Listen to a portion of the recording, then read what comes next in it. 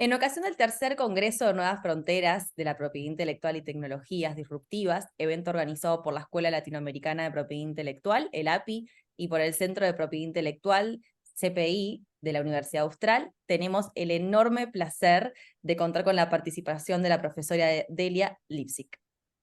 Me permito tomar unos minutos de esta entrevista para presentarla y hacer un rápido repaso de su amplia trayectoria profesional. Delia es profesora y referente académica de Derechos de Autor, titular de la Cátedra UNESCO para la enseñanza del Derecho de Autor en la Facultad de Derecho de la Universidad de Buenos Aires. Pero su inserción académica, debo decir, fue en Derecho Internacional Privado, cátedra de la cual es profesora consulta en la misma casa de estudios. Es también profesora visitante en los posgrados de propiedad intelectual de las universidades de Externado de Colombia y Carlos III de Madrid, España. Consultora de OMPI, de la UNESCO, de la CERLAC, y en Argentina, de Argentores, de la cual, resaltemos, fue nombrada socia de honor la semana pasada, y de ALAI, la asociación de más alto nivel internacional, donde también fue nombrada socia de honor, y debemos destacar también que ha sido la primera mujer y latinoamericana en recibir este reconocimiento. Autora de libros de constante consulta, Derechos de Autor y Derechos Conexos, Nuevos temas del Derecho de Autor y Derechos Conexos, y el Derecho de Autor en Argentina, en coautoría con Carlos Alberto Villalba. En lo personal, quiero destacar y mencionar que la profesora Delia siempre ha sido una persona muy generosa con su conocimiento y siempre dispuesta a ayudar a sus alumnos y estudiantes. En nombre del Centro de Propiedad Intelectual de la Austral y de la ELAPI, quiero agradecerle nuevamente su aceptación, profesora, para participar en esta entrevista, que forma parte de un segmento especial de Congreso dedicado a las mujeres y la propiedad intelectual, destacando así el trabajo de las mujeres que son referentes en esta área y celebrando el trabajo de tantas otras. Así que, Delia, bienvenida y muchas gracias por estar hoy aquí con nosotros. Hola Silvina, muchas gracias a usted. Buena tarde a todos y todas, como hay que decir ahora, para que todo el mundo se sienta incluido, aunque nuestro idioma, el castellano, es un idioma muy inclusivo. Bueno, aquí estoy muy agradecida por esta invitación. No es la primera vez que me invitan, siempre son en eso muy generosos, muy cariñosos y les agradezco mucho. Por el Eh, contrario, nosotros agradecidos con usted y por darnos y brindarnos este tiempo. Así que empezando con esta entrevista o charla que queremos tener el día de hoy con usted, empiezo las preguntas con una referencia histórica al trabajo de las mujeres y el derecho de autor. Históricamente las mujeres han debido utilizar seudónimos en sus obras. Un caso reciente y conocido es el de la escritora J.K. Rowling. Y la pregunta es, ¿cómo puede analizarse este hecho desde la óptica del derecho de autor y en general cómo han tenido que luchar las mujeres en este sentido? bueno, desde la óptica del derecho de autor, es un derecho moral permanecer anónimo o adoptar un seudónimo, pero cuando es voluntario. En los casos que usted se refiere, y que yo también me voy a referir, no ha sido por otra razón, para ocultar el hecho que son mujeres. Y esto no es una cosa reciente. Las mujeres han tenido que utilizar desde hace mucho tiempo seudónimos o estar anónimas. Y usted mencionó a Rowling, muy conocida actualmente, muy leída, pero si nos vamos al siglo pasado, tengo que mencionar a George Sand, que adoptó ese nombre justamente y se vestía de hombre para que no ser rechazada aunque sabían que era una mujer, en los salones literarios parisinos del siglo XIX. Puedo mencionar a la protagonista de una película preciosa, África Mía, que es Isaac Danissen, que interpreta a Meryl Streep. Tengo que mencionar también a, bueno, y me quiero remontar a, al, al origen, de tal vez, esto que voy a mencionar ahora, es una tesis de una investigadora eh, eh, de los Países Bajos que trabaja en Brasil y que tiene una tesis según la cual todas las, eh, los cantos de los juglares que son anónimos no son anónimos. Realmente, es decir, no es algo popular que se transmite de generación en generación, sino que fueron anónimos porque quienes los escribían eran mujeres. Esto es muy interesante, a mí me impactó mucho porque que toda la juglaresca sea, o gran parte, sea obra de mujeres porque no podían darse a conocer como tales o sus nombres, es bien interesante. Y eso además lo conocí estando en Ámsterdam, y ahí hay un barrio, que véanlo, que es el beguinaje, ellos dicen de beguinage, que era un barrio de mujeres, nada más. Era un barrio en el cual vivían mujeres que querían vivir libres, no casarse, vivir, como dirían en España, su aire, ser libres. Y eso era imposible en la sociedad machista de ese entonces, de antes y de ahora, porque vivimos en una sociedad machista, yo lo lamento muchísimo, pero es así. Y eso en lo que nos tenemos que enfocar, para mí. Y hay un artículo muy lindo que lo pueden encontrar en, en internet, eh, que, eh, que se llama Beguinas, las mentiras que hemos creído 800 años sobre las mujeres en la Edad Media y la Inquisición, del escritor Mario Escobar. Eh, en un libro, una novela histórica, El espejo de las almas, que revive justamente la memoria de las beguinas, comunidades de mujeres que en plena Edad Media vivían más libres y dedicaban su vida a ayudar a los necesitados. Pero también algo que me impresionó mucho fue cuando inauguraron la línea H del subte en Buenos Aires, del metro en Buenos Aires, que creo que es la última que se inauguró hace unos años, muy pocos, y es una línea que corre todo por la avenida Pueyrredón, la continuación Jujuy, y así llega hasta, eh, el, hasta una zona que es, bueno, hasta hospitales. Y es una zona donde está ahora el gobierno de la Ciudad Autónoma de Buenos Aires. No me sale el nombre de la zona, pero ese es el recorrido. Y cuando le tenían que poner el nombre, era obvio que iba a ser Facultad de Derecho. Pero nos hicieron una encuesta a los profesores, no sé a quiénes más, pero a los profesores de la facultad nos hicieron una encuesta para que eligieran, votáramos por una de tres mujeres que habían luchado justamente para que no verse obstaculizadas en su desarrollo por su condición de mujeres. Esas tres mujeres que eh, eh, voy a destacar a dos, a María Angélica Barreda y a Julieta Lanteri. Julieta Lanteri, que es la que yo voté por María Angélica Barreda, pero Julieta Lanteri fue una mujer que luchó por el sufragio femenino a principios del siglo XX. Y después de mucho empeño, eso no se hace para votar una vez, eso se hace para sentar un precedente, para visibilizar un tema. Y ella finalmente lo consigue. Hay un artículo muy interesante que fue publicado en el diario Clarín, de Jazmín Bazán, que lo pueden encontrar en la red, y que dice luchadora y femenina de urnas tomar.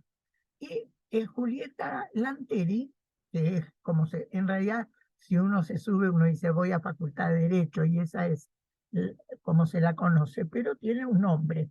Y este nombre es de una mujer que dijo, los derechos no se mendigan, se toman.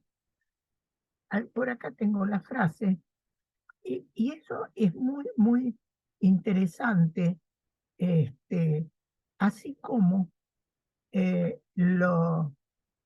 otro de los nombres propuestos, yo voté por el que voy a decir ahora, que es María Angélica Barreda, porque María Angélica Barreda fue la primera abogada de la Argentina que sufrió toda clase de discriminaciones por ser mujer.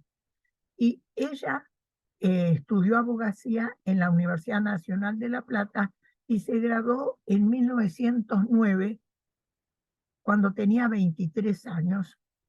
Y mm, toda la oposición que se le hizo al principio para que entrara y después para que no ejerciera la profesión, porque se consideraba que por naturaleza las mujeres tenían una disminución mental, que probablemente tengan menos fuerza algunas, eh, no como la boxeadora locomotora, pero, pero, pero porque ella tiene un entrenamiento especial. Normalmente las mujeres tenemos menos fuerza que los hombres, pero no menos intelecto. Hay mujeres inteligentes y de las otras, como es una condición de la naturaleza humana. Y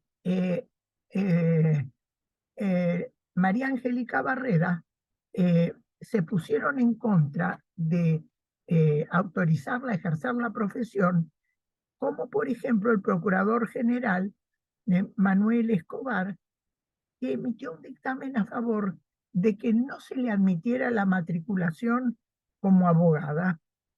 Y finalmente llegó a la Corte Suprema de la Provincia de Buenos Aires. En un fallo dividido, no estuvieron todos de acuerdo, le terminaron autorizándola a matricularse y jurar como abogada. Y ejerció la profesión por más de 40 años y murió a los 76 años en 1963. Doy estos ejemplos porque los tenemos presentes a toda hora.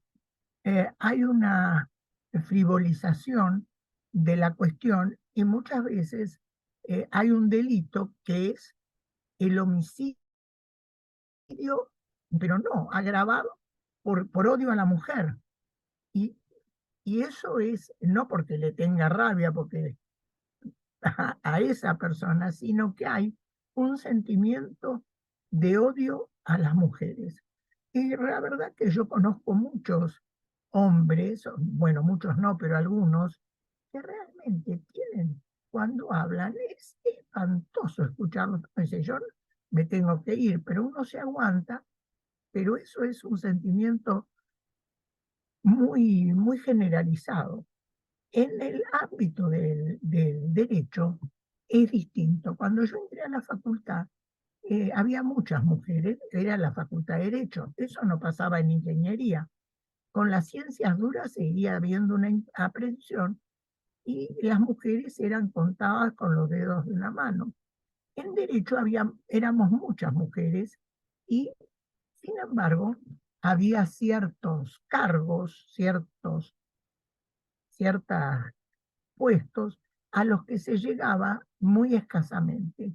Por ejemplo, no ha habido muchas decanas de Derecho, una honrosa excepción es la doctora Mónica Pinto, y, eh, eh, pero éramos bastantes mujeres y eh, no era una excepción. No nos trataban con ninguna discriminación, pero de vez en cuando se colaba. Recuerdo cuando di un examen en una cátedra donde reprobaban muchísimos porque se anotaban muchos contra otra que era realmente muy, muy discriminatoria.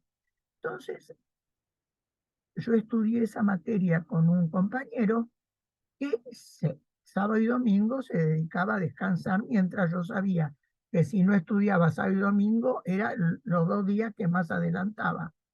Bueno, cuando salí, él por supuesto reprobó y yo aprobé. Cuando salí me preguntó, ¿cómo te fue?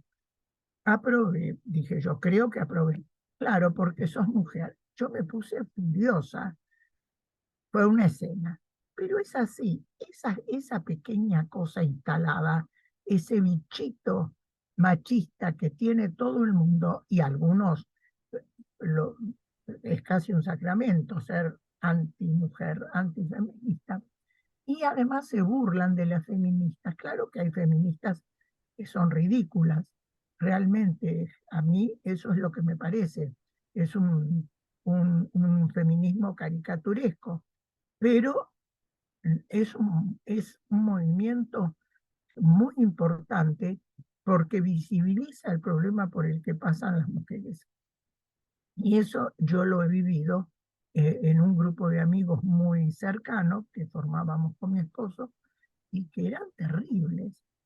Pero bueno, también las mujeres a veces se lo ganan, pero todas las personas se ganan las cosas. Y por Y, eso se destacan tanto una primera ministra de Israel como Golda Meir o la recientemente eh, ex ministra de Alemania, Angela Merkel, eh, eh, o que hayan hecho eh, eh, vicepresidenta en Estados Unidos a una mujer y de color oscurito. Es decir, son todas discriminaciones que se acumulan en algo muy, muy hostil que las mujeres debemos superar. Ahora, eh, desde la óptica del derecho de autor, tenemos esas anonimatos o seudónimos por obligación en razón de ser mujeres.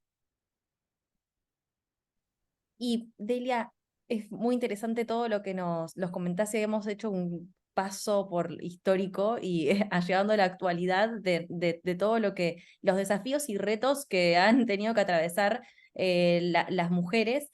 Y eh, preguntándote en lo personal, ¿cuáles han sido estos retos? Yo te escuchaba hablar de la primera mujer abogada en Argentina, de Barreda, y pensaba, ¿qué desafíos tuviste que enfrentarte? ¿Qué retos tuviste que enfrentarte durante tu carrera para llegar a este lugar tan destacado y sólido en el mundo académico también?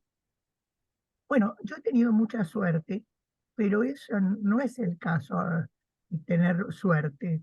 Sin embargo, cuando yo entré a trabajar a Argentores, eh, la sociedad de autores, de la que sigo siendo consultora y que creo que mencionaste que me habían hecho socia de honor la semana pasada, no trabajaba ninguna mujer. Yo fui la primera mujer que entró a trabajar como funcionaria. Todas las demás de pronto estaban en la directiva, en la junta directiva, pero no querían mujeres trabajando ahí. Esto, digamos, conmigo fue una forma de vencerlo y yo me lo tuve que ganar. Es decir, yo tuve que tener una actitud muy distante, mm, mm, mm, muy, eh, digamos, rígida para que me perdonaran eh, el ser mujer, para no caer en nada que me pudieran criticar. Por ejemplo, una persona a la que probablemente me voy a referir después, una profesora, la profesora de Derecho Internacional Privado, con la que todos nos recibíamos porque era la última materia y la cátedra estaba a nombre de ella, ella decía, hay que hacerse perdonar el hecho de ser mujer. Y estaba muy bien. Yo no lo entendía mucho y tuve mucha suerte, pero esto es así. En muchos ámbitos hay que hacerse perdonar el hecho de ser mujer. Y por eso se habla del techo de cristal, es decir, que las mujeres pueden llegar hasta ciertos puestos y después no. Y eso se constata muy fácilmente yendo, por ejemplo, a las empresas y se ve cuántas directivas o personas hay mujeres, cada vez más, pero no en la misma cantidad que los hombres. Está bien, las mujeres tienen en cierto momento de su vida que optar entre la profesión y la maternidad. Y la maternidad es algo muy costoso para la mujer profesional porque tiene que ocuparse y en ese tiempo no puede atender debidamente a eh, su hijo, hija, si eh, no posterga un poco su trabajo, pero cada vez hay más conciencia y hay más paternidad compartida y responsable y más normas que precisamente eh, ayudan a transitar esa etapa de la vida. Pero el techo de cristal existe, no quiere decir que las mujeres sean mejores por ser mujeres, pero tampoco son peores. Y Delia, contanos, así, para ir finalizando la entrevista, dos preguntas que quería hacerte. Como referente que sos para muchas de nosotras, ¿quién te ha motivado, quién te ha inspirado a lo largo de tu carrera profesional? Bueno, em, hombres y mujeres, pero realmente en la facultad a mí me impresionó la figura de Margarita Argúas, que era la única profesora titular que había en ese momento. Y ella tenía una forma de ser muy agradable, muy amable. Y yo entré a la carrera docente a- por Derecho Internacional Privado con ella. Y vos mencionaste entre mis eh, este, menciones curriculares a que soy profesora de consulta de Derecho Internacional Privado. Y esa es eh, digamos, materia de inserción regular que yo tengo en la eh, Facultad de Derecho de la Universidad de Buenos Aires. Pero para mí, eh, mientras creo que no me hiciste esta pregunta, pero que lo conversamos en algún momento, yo creo que las diferencias que pude marcar fue el haber insertado la materia en el derecho de autor y derechos conexos en la enseñanza en la Facultad de Derecho. Y luego siguieron muchas facultades, pero la primera facultad en la que se enseñó derecho de autor y derechos conexos como materia curricular autónoma en eh, fue la Facultad de Derecho. Primero, muy brevemente, con un profesor que enseñaba Derecho de Autor, pero que enseñaba en general propiedad industrial hace mucho tiempo, pero eso fue antes, digamos, a fines de los años 50 o en los años 50, pero después, a partir de 1990, se empezó a dictar regularmente y esto. Y a mí la OMPI, vos mencionaste que soy consultora de la OMPI, me encargó muchas misiones para convencer a las autoridades para que insertaran esta materia en la Facultad de Derecho. Pero ¿cuál era el problema después? Que no había, las autoridades encantadas, pero me preguntan, ¿y quién va a enseñar esto? Se necesita formarse.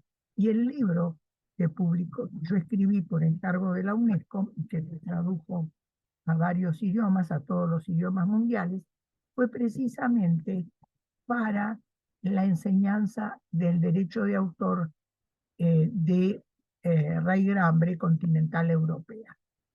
Porque lo que falta, es decir, me decían, sí, todo encantados, pero ¿y quién va a enseñar esto? Bueno, así que, pero me gusta repetir una frase, que la gente que cree que es trabajoso insertar la enseñanza, quiero decirle que, según ese dicho, es mucho más costosa la ignorancia. Y bueno, eh, realmente estas actividades que hacen ustedes, los felicito, son no solamente de difusión, sino además para servir de inspiración. Y eso es muy bueno porque hacen falta formadores. Bueno, maravilloso cierre de esta charla. De ella nos quedamos con esa frase final y para reflexionarla también y valorar estas instancias y la relevancia de la educación, ya sea en la materia que sea.